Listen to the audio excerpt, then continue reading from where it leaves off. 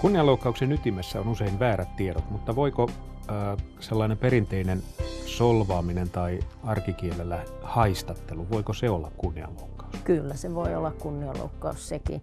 Ja solvauksen ja haistattelun lisäksi kunniaa voi loukata sitten muutenkin halventamalla, että siinä on sitten ihmisluonto ihan loputtoman kekseliäs, että mitä muita tapoja voi harjoittaa. Että netissä vaikkapa voi sitten tehdä tällaisia halventavia, vaikkapa piirroksia tai valokuvamuunnoksia. Sekin voi olla kunnianloukkaus. No kunnianloukkaus koskee yleensä ihmistä, mutta voiko yrityksen tai vaikka yhdistyksen kunniaa loukata?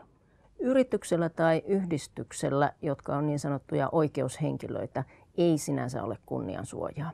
On kuitenkin hyvä muistaa, että jos loukkaava kommentti kohdistuu yhdistyksen tai yrityksen hallitukseen tai muuhun tiukasti rajattuun henkilöpiiriin, josta on tiettyjä henkilöitä tunnistettavissa, silloin saattaa tämä henkilö, joka tällaisen kommentin lausuu, syyllistyä näiden henkilöiden kunnian loukkaamiseen, mutta ei siis yrityksen tai yhdistyksen.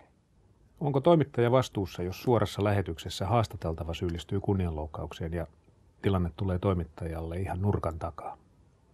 Jos tämä tapahtuu ihan varoittamatta, niin silloin toimittajalta puuttuu kunnianloukkauksessa vaadittu tahallisuus. Eli toimittajan tarkoituksena ei ole ollutkaan loukata kunniaa. Ja silloin tämä on sitten pelkästään haastateltavan tekemä rikos. Toinen asia on tietenkin se, jos toimittaja on ollut tavallaan samalla asialla, eli pyrkinyt hänkin loukkaamaan jonkun kunniaa.